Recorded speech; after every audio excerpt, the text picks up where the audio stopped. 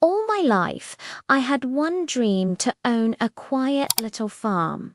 Nothing fancy, just a few acres of land, a porch facing the sunrise, and the sound of wind rustling through the trees. For 40 years, I worked in an office, raising my son, Daniel, alone after his father passed. Every extra dollar, every overtime shift, it all went into savings for someday. When I finally retired, I sold the city house and bought the farm. It wasn't luxurious, but it was mine, the first thing I'd ever done purely for myself. The first night there, I sat under the stars, breathing in peace for the first time in decades. I thought, this is where I'll spend the rest of my life, quiet.com, free. Little did I know, that peace wouldn't last long. When Daniel heard about the farm, he was thrilled, so I thought, Mum, that's amazing. He said over the phone, we'll come visit soon. The kids would love the countryside. A week later, he arrived not alone, but with his wife, her sister, and 3 noisy children. I smiled through it all. I wanted them to feel welcome. The house filled with laughter, running feet, and chaos. My quiet mornings were replaced with spilled milk, blaring music, and endless mess.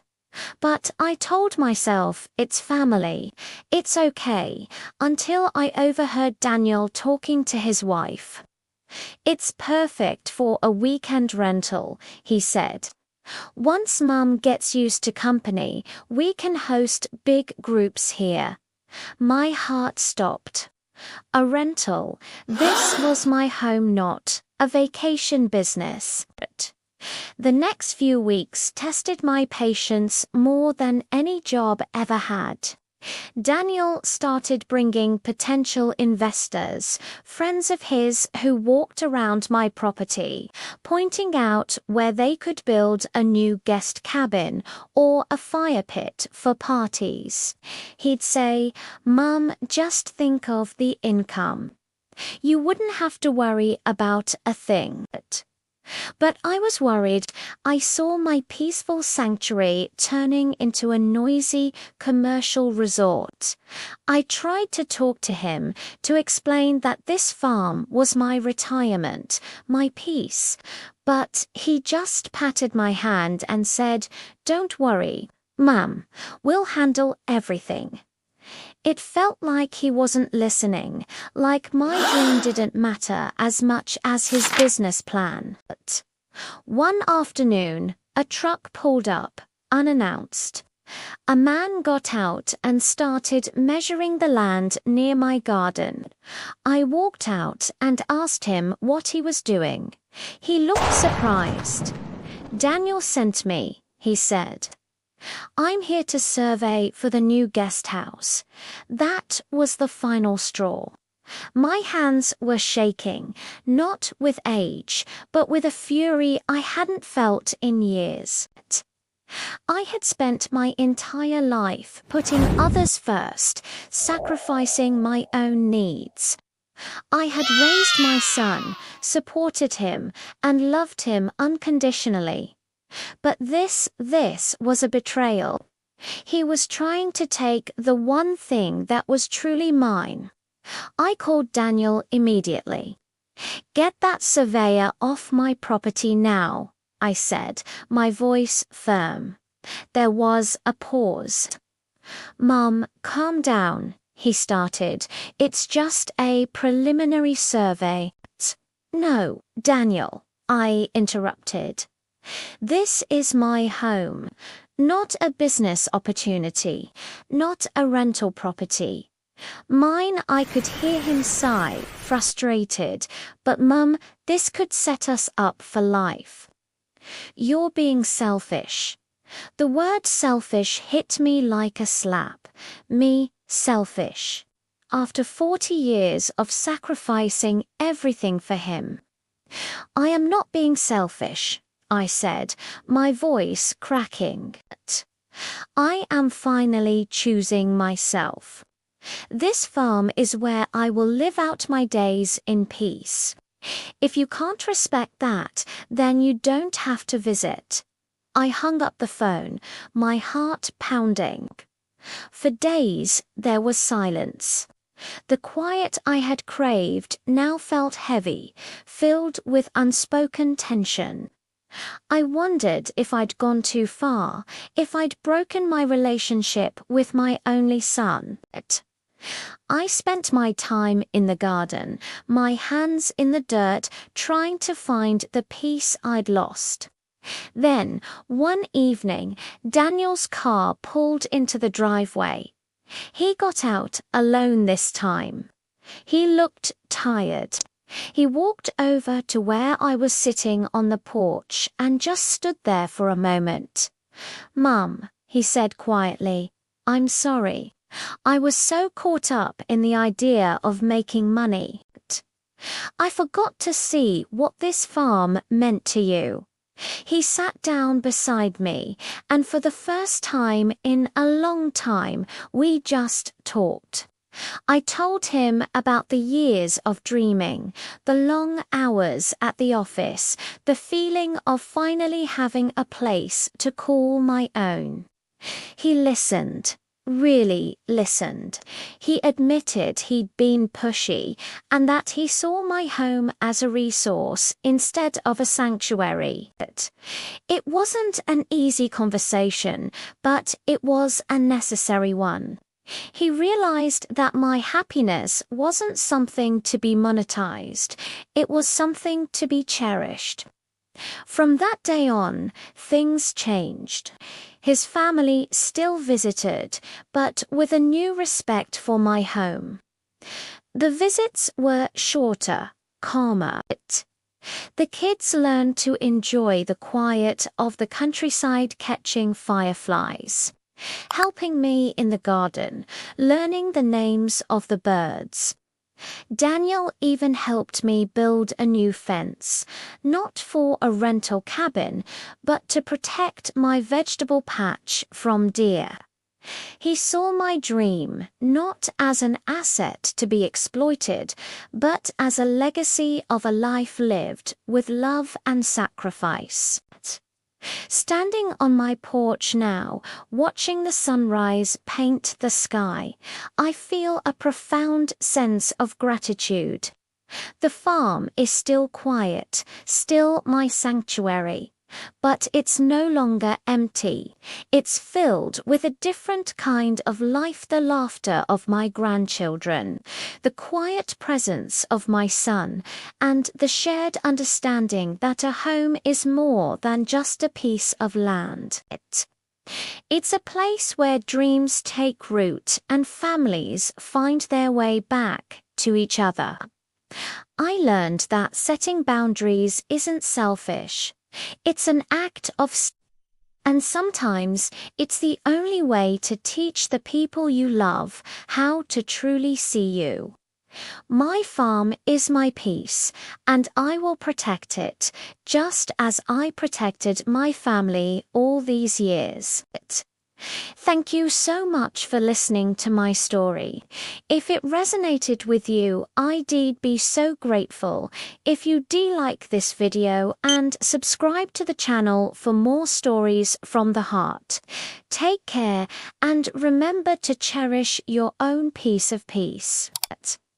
Hello everyone, and welcome back to our channel. Today, I'm going to share a story that's deeply personal about a dream I thought I had lost forever. After my husband passed away, I sold our city home and bought a small farm in the countryside. It was my sanctuary, a place where I could heal, surrounded by nature's quiet beauty.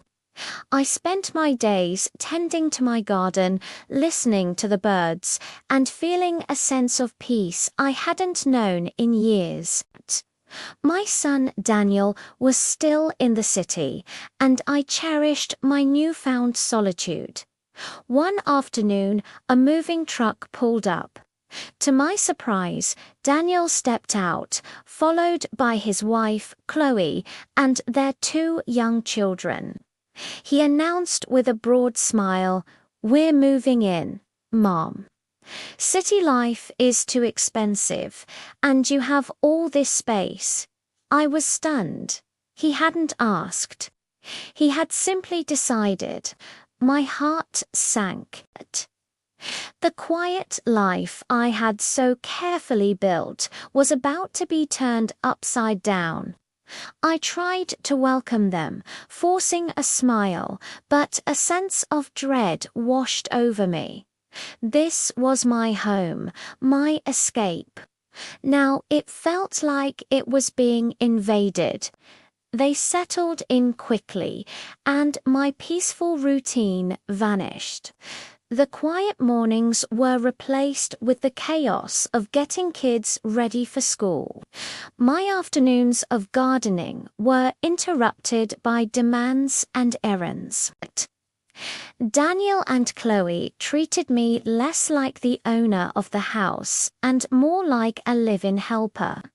They'd leave lists of chores for me, expecting me to cook, clean, and babysit. "You're retired, Mum," Daniel would say. "What else do you have to do?"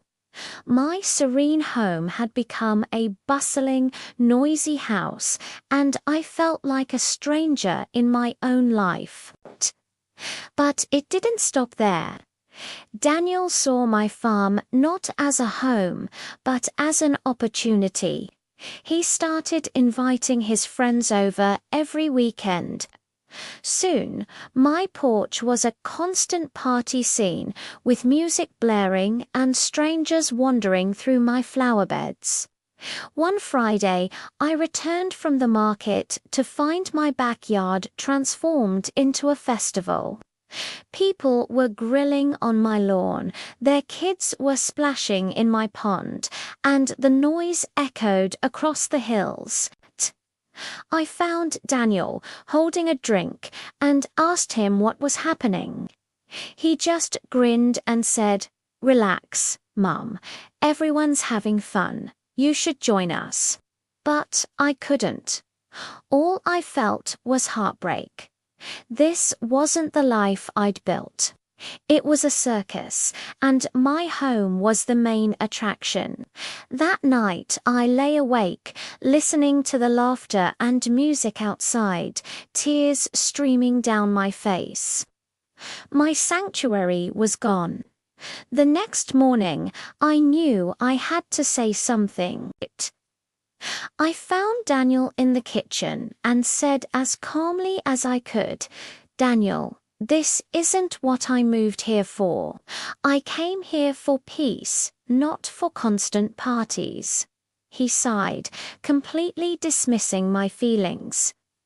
"Mom, don't be so dramatic. You've been alone for too long. This place has potential.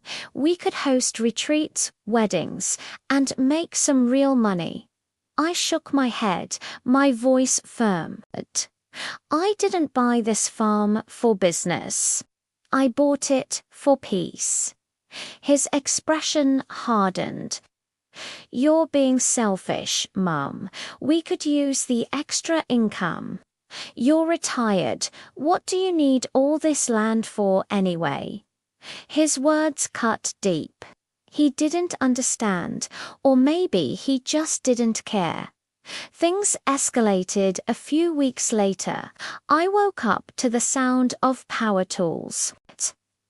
I looked out my window and saw construction workers drilling into my porch, tearing down the flower beds I had just planted. I ran outside, furious. "Daniel, what do you think you're doing?"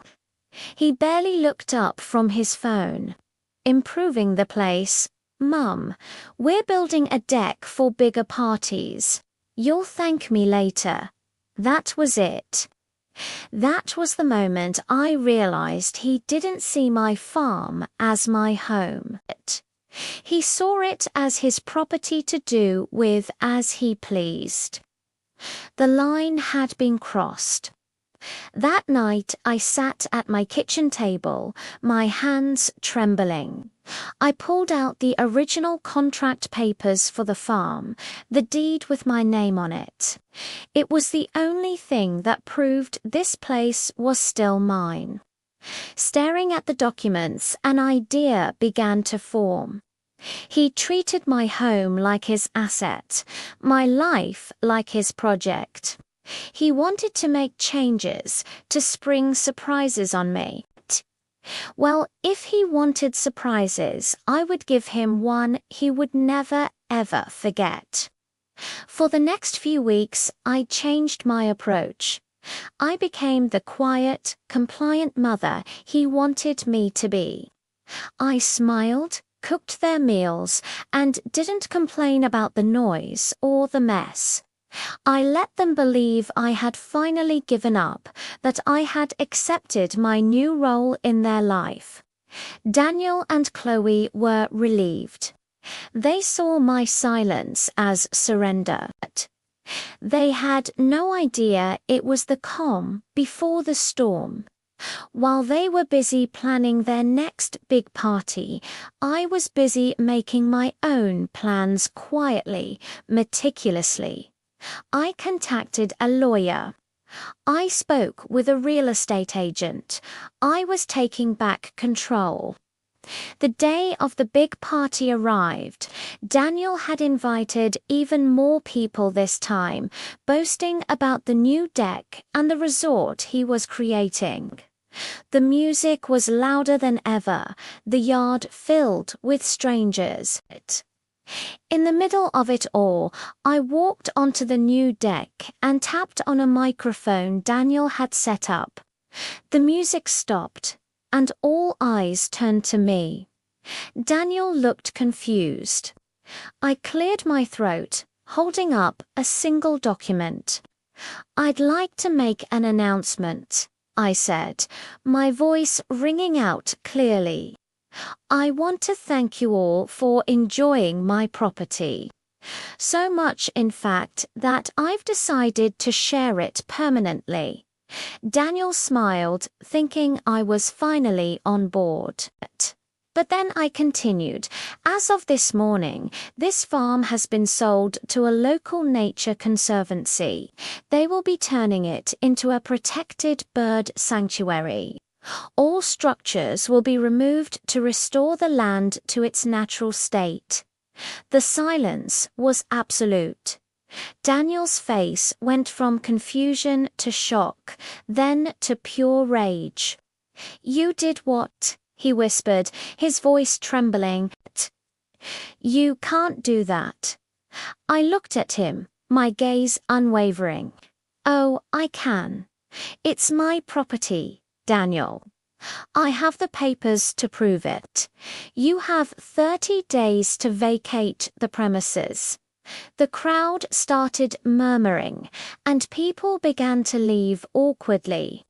Chloe just stood there, speechless. For the first time in months, I felt a wave of profound peace wash over me. In the end, Daniel and his family had no choice but to move out. The legal battle he threatened never happened because he knew he had no claim. The last I heard, they were renting a small apartment back in the city. The farm is now a beautiful, quiet sanctuary, just as I'd always dreamed. Sometimes you have to create a storm to find your peace again. I learned that standing up for yourself, for your dreams, is the most important thing you can do. My home is my own again, and the only sounds I hear now are the birds singing in the trees. Thank you so much for listening to my story. If you've ever had to fight for your own peace, let me know in the comments below. Don't forget to like this video and subscribe for more stories. Until next time, take care and stand your ground. While all this was happening, I wasn't just sitting around. I started making some calls. First, to a real estate lawyer, then to the county office, and finally, I reached out to an old friend who works in the sheriff's department. And what I discovered sent a chill down my spine. It turns out Daniel had already been making inquiries about transferring the farm's ownership entirely into his name. His excuse, for tax purposes. Can you believe that? He wasn't just using my home. He was actively trying to take it from me. That was it. That was the final, unforgivable straw. So I decided it was time to set my own plan in motion. I went to Daniel and told him a little white lie. I said a friend from town was interested in hosting a small weekend event on the farm, sort of a trial run to see if it was a good venue for future bookings. Of course, he was absolutely thrilled. The idea of more money, more prestige, he was all over it. He even helped set up the tables and string up lights, thinking he was impressing potential clients. He had no idea what was really coming. He didn't know that my friend from town was actually a local attorney, and he wasn't coming alone. The evening of the party finally arrived. The scene was exactly as you'd imagine. Daniel and his guests were laughing it up, glasses clinking, music blasting through the usually quiet air. He was the king of his little castle. Then a pair of headlights cut through the darkness, slowly making their way down our long dirt road. Then another pair, and another. A small convoy of cars pulled up near the barn. Out stepped my guests, my lawyer, a stern-looking man in a suit, a real estate officer from the county, clutching a clipboard, and for good measure, 2 sheriff's deputies, their uniforms crisp in the party lights. Daniel's smile faltered. He looked at me, his brow furrowed in confusion. "What's this, Mum?" he asked, his voice a little shaky. I just smiled as calmly as I could. "Just a little surprise, honey." Before he could process what was happening, my lawyer stepped forward and handed him a thick packet of documents. "These are legal notices," the lawyer announced, his voice cutting through the music. "As of today, this property is legally protected under a living trust in your mother's name. Any attempt to alter or claim ownership from this point forward will result in immediate prosecution." Daniel's face went completely pale. He looked like he'd seen a ghost. He turned to me, his eyes wide with disbelief. "Mum, you didn't." I met his gaze, and all the hurt and anger I had been bottling up finally found a quiet strength. "Oh, I did," I said softly, but firmly. "You treated my home, our family home, like it was your personal playground. You tried to take it from me, so now you're no longer welcome here." A stunned silence fell over the entire party. The music had stopped, the laughter was gone. I turned my attention to the crowd of strangers scattered across my lawn. "The party's over," I announced, my voice carrying across the yard. "Please leave my land." And one by one, without a word, They did. They just got in their cars and drove away, leaving Daniel standing alone in the quiet of the night. The next morning, Daniel came to find me. He was alone this time, and the arrogance he always carried was completely gone. "Mum, I was wrong," he said, his voice quiet, barely a whisper. He wouldn't even look me in the eye. I just looked at him, really looked at him. This was the son I had raised, the little boy whose hand I used to hold when we crossed the street. And he had grown into a man who saw his own mother as nothing more than an opportunity. "Daniel," I said, my voice steady, "you lost sight of what really matters. I didn't need your help making money. I needed my family. I wanted peace, and you brought chaos. I wanted love, and all you brought was greed." He finally looked up, his head bowed in shame. "I'm so sorry, Mum." I took a deep breath. "I forgive you," I told him, and I meant it. But forgiveness doesn't mean forgetting. It doesn't erase what you did. You need to leave, Daniel. You need to go out and find your own path, on your own terms. He didn't argue. He didn't fight. He just nodded. That evening, he packed his bags, got into his car, and drove away in silence. The farm is quiet again. The noisy parties are gone, and the peace I love so much has returned. It was a painful lesson, but it was necessary. Sometimes you have to fight to protect not just your home, but your peace of mind. And that's a fight worth winning. Thank you so much for listening to my story. It means the world to me to be able to share it. If it resonated with you, please consider hitting that like button and subscribing to the channel for more stories. See you next time. Weeks passed. The house was quiet again.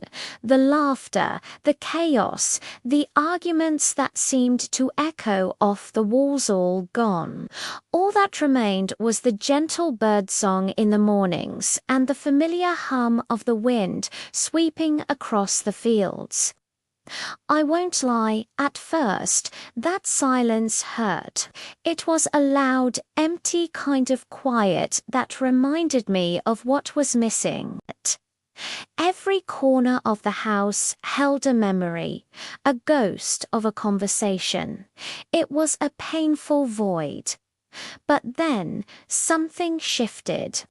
The silence stopped being a reminder of loss and started becoming a space for healing. It was like the land itself was telling me it was time to grow again. So I started planting. My hands found their way back to the soil, creating new life where there had been turmoil. I planted neat rows of lavender, their scent already promising calm.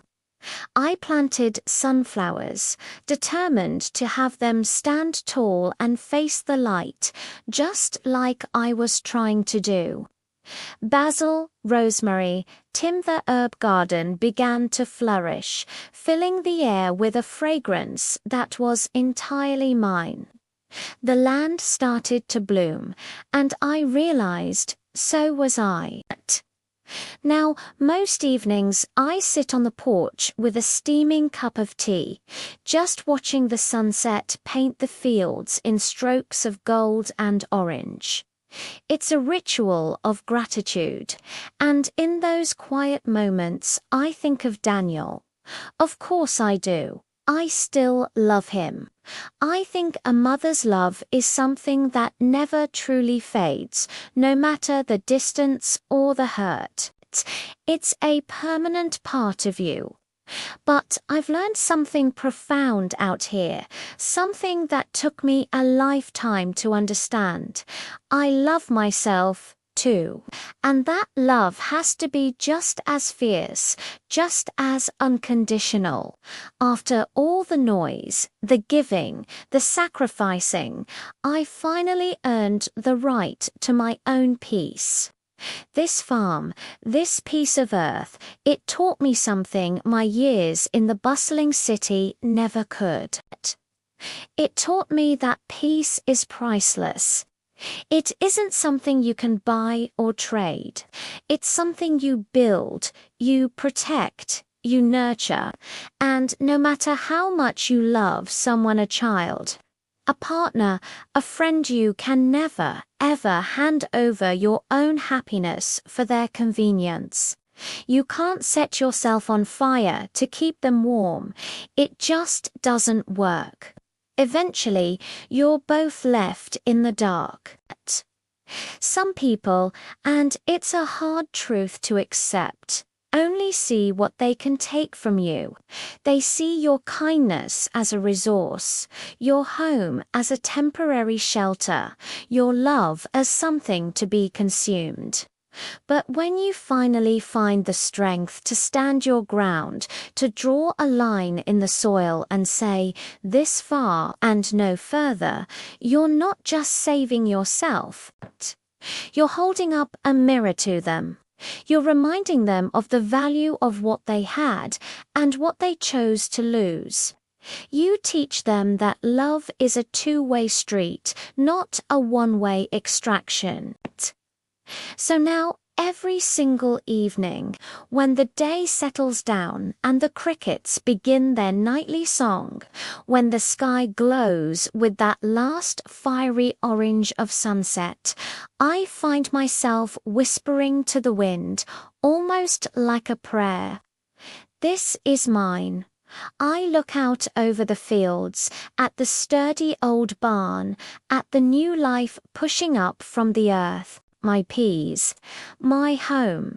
It's not a declaration of ownership over the land, but a reclamation of myself.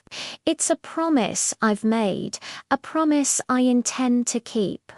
This tranquility, this life, it's mine, and it's here to stay. Thank you so much for joining me on this journey today.